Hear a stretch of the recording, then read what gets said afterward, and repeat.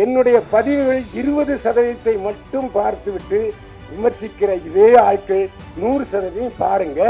மாநில அரச கிளிகளையும் கிழிச்சாரு. நாங்கள் அரசியல் பேசவில்லை போட்டிருந்தாரு.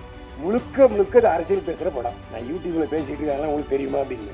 நான் தான் டைரக்டர் பாலு வைத்தியநாதன் பேசுறேன். உங்களை நான் கேள்விப்பட்டதே இல்லை. ஆனால் அப்போவே சென்சார் கட்டு வரணும் எனக்கு தெரியும். நான் அப்படி சொல்லலை. யூடியூப்ல தமிழ்நாட்டில் பார்த்தா 50 பைசா தான். ஆனால் அதே வெளிநாட்டில் உள்ளவங்க பார்த்தா ₹1 50 பைசா. இன்னைக்கு எனக்கு பெண் ரசிகை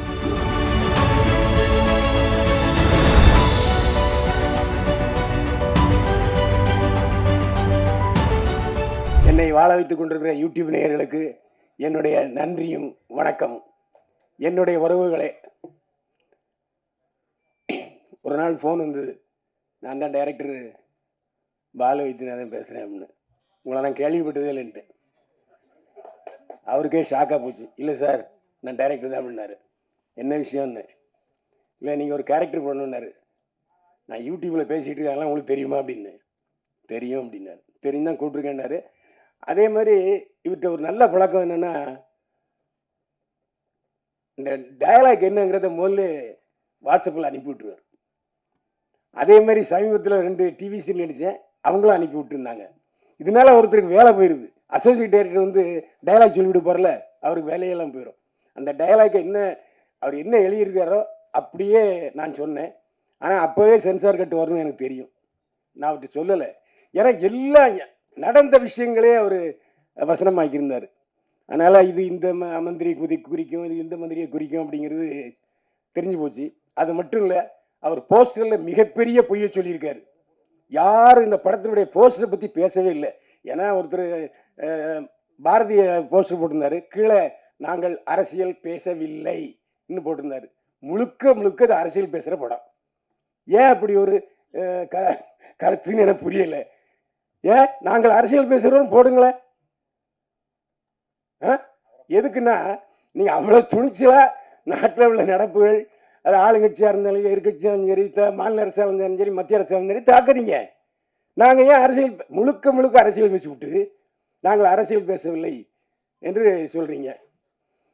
இதில் எனக்கு முன்னால் ஒருத்தர் இதில் என்னை பற்றி நீங்கள் பேசவே இல்லைன்னாரு. நான் இன்னைக்கு அவரை பற்றி நல்ல தகவல் சொல்லியிருந்தேன்.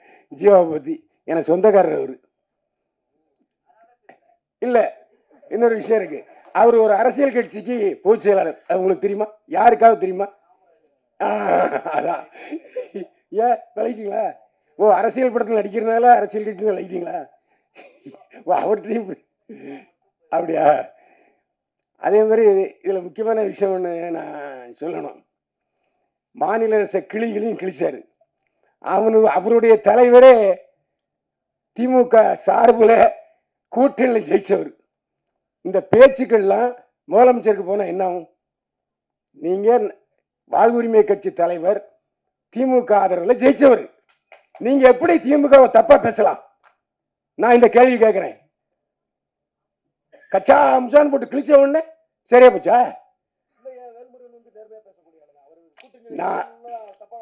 நான் சொல்றது, திமுக தயவில்லாமல் உங்கள் கட்சி தலைவர் எம்எல்ஏ ஆகியிருக்கிறாரா? என்ன விடுறது? அப்ப எப்படி என்ன நீங்க சொல்லலாம்? நான் ஆதாரத்தோடு தான் பேசுறேன்.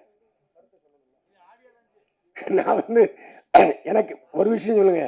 இப்போ யூடியூப்ல தமிழ்நாட்டில் பார்த்தா 50 பைசா தான்.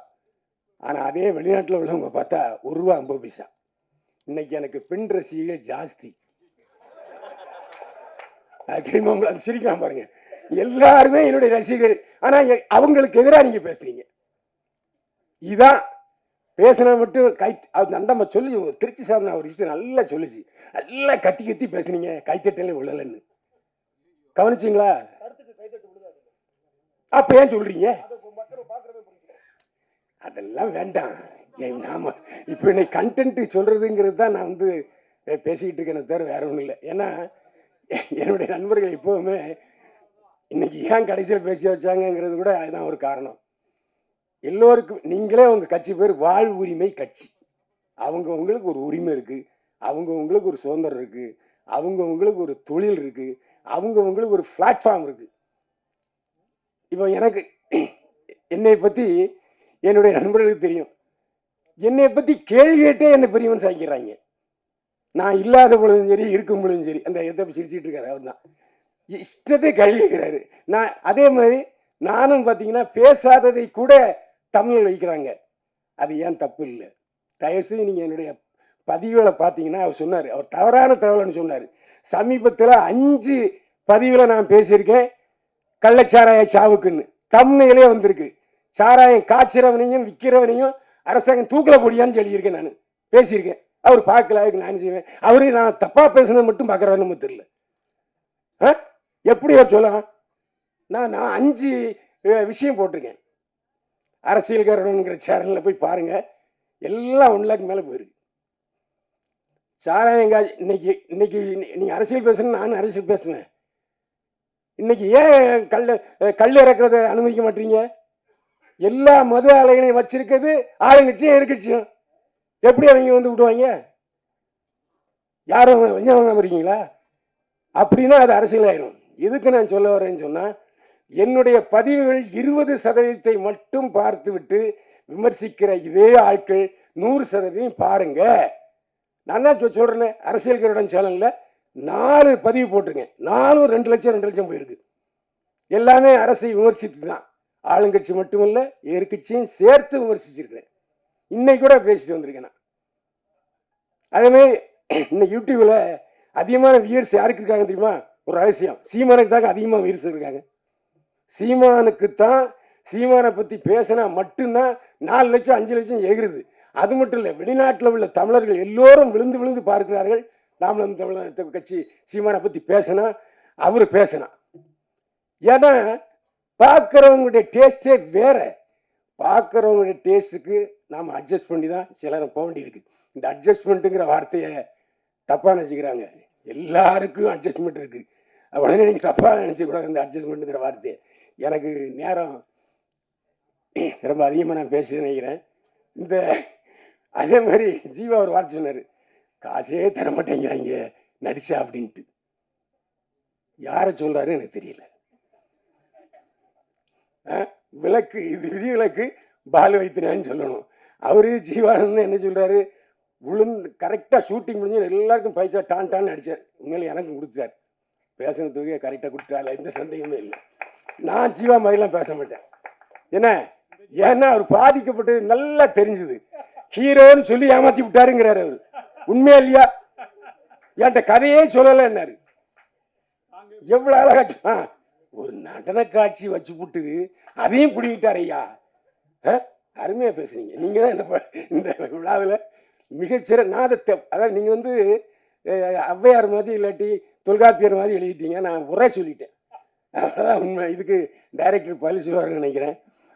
அது மட்டும் இல்லை, நானும் வச்ச சில விஷயங்களை ஓப்பனாக பேசுகிறேன். ஏன்னா என்னுடைய காரில் தான் நான் போயிருந்தேன். என்னுடைய கார் தான் அந்த அரசியல்வாதி கேரக்டரில் நடித்தது. அந்த அரசியல்வாதி கேரக்டர்லையும் ஒரு எழுத்து விடாமல் பார்ப்பார். கமா போட்டால் அந்த கமா போடணும். அந்த மாதிரியெல்லாம் ரொம்ப ஸ்ட்ரிக்டான ஒரு டைரக்டரை பார்த்து இப்போ தான் பார்த்தேன். என்னைய ஒரு எழுத்து கூட மாற்ற விட மாட்டாரு. சாவடிச்சிட்டார் உண்மையிலே. ஏன் ஒரு டைரக்டர் அதாவது அட்ஜஸ்ட்மெண்ட்டுங்கிறது அவருக்கு இல்லவே இல்லை. அதான் உண்மை. ஏன்னா இப்போ எனக்கு தெரிந்த ஃப்ளோவில் நான் வரணும்ல. உண்மை. அந்த அவங்களே அக்காவே தலையாட்டுறாங்க. எதுக்கு நான் சொல்றேன்னா, ஒரு அமிக்கபிள் பர்சனாக இல்லை. ஏன்னா இந்த டயலாக்கு இப்படி கொஞ்சம் மாற்றிக்கலாமா? நோ நான் இருக்க பேசுகிறேன். ஆகா, நானும் ஜீவா வந்து சிலரும் ஜீவா என்னை சமாதானப்படுத்துவார். அண்ணே கொஞ்சம் அமைதியாருங்கண்ணே, அண்ணே கொஞ்சம் அமைதியாருங்கண்ணே, இப்படி தான் அவர் சொல்லுவார். எனக்கு அதனால அந்த ஒரு நாள் ஷூட்டிங் நடந்துச்சு. அந்த ஒரு நாள் ஷூட்டிங்லேயே நிறைய அசிஸ்டன்ட் டைரக்டர்ஸை பார்த்தேன். ஒரே ஒருத்தர் மட்டும் நான் வந்து அதை ஜீவனந்தன் சார் தான் நினைக்கிறேன். அவர் தான் என்கிட்ட சொன்னார். அவர் தான் பாவம் வயசான ஆளுமே தெரிஞ்சுது. அவரும் சொன்னார், சார் டைரக்டர் என்ன சொல்கிறாரோ அதை கேட்டுங்க சுத்தம் அப்படின்ட்டு. அதேமாதிரி மேனேஜர் மட்டும் பழைய ஆள். அவர் மட்டும் அண்ணே இப்படி தானே இப்படி தானே அப்படின்ட்டு. Right okay. ஏன்னா நல்ல வேலை மேனேஜர் மட்டும் பழைய ஆளை ஒருத்தர் வச்சுருந்தார். ஆனால் அந்த படத்தில் நான் ஷூட்டிங் போகும்போது பார்த்தீங்கன்னா ஜீவாவை தவிர வேறு யாருமே எனக்கு தெரிஞ்சவங்க கிடையாது. ஹீரோயினை அதுக்கு முன்னே பார்த்ததே இல்லை. அதுக்கப்புறம் சாப்பிட்டுட்டு இருக்கும்போது பார்த்தாங்க, ஏதோ சப்பாத்தி ஏதோ சாப்பிட்டு இருந்தாங்க. ஜீவா பொறுத்தவரை எனக்கு எப்படின்னா 30 வருஷம் 30 வருஷம் அதிகம் வரும், 25 வருஷம். அதாவது என்றைக்கு லொல்லு சபா சந்தானம் ரிலீஸ் ஆகி போனாரோ அந்த இடத்துக்கு வந்தார் ஜீவா. ஏன்னா இவர் வந்து ஆக்சுவலாக வந்து ரஜினியுடைய ரசிகர், ரஜினி மாதிரியே பேசுவார், ரஜினி மாதிரியே நடிப்பார். ஆனால் அந்த லொல்லு சபா இதில் பண்ணும்போதும் சரி, அதுக்கப்புறம் ராஜ் டிவியில் பண்ணும்போதும் சரி, நான் அவரோட பயணிச்சிருக்கிறேன். நல்ல ஒரு, அதாவது எப்போ கதாநாயகன் ஆயிருக்க வேண்டிய ஜீவா இன்னும் அந்த முட்டுக்கட்டையிலே இருந்துக்கிட்டு இருக்காரு. அவர் வெற்றி பெற நான் வாழ்த்துக்கிறேன். மீண்டும் சந்திப்போம். வாழ்க வளமுடன். Thank you sir.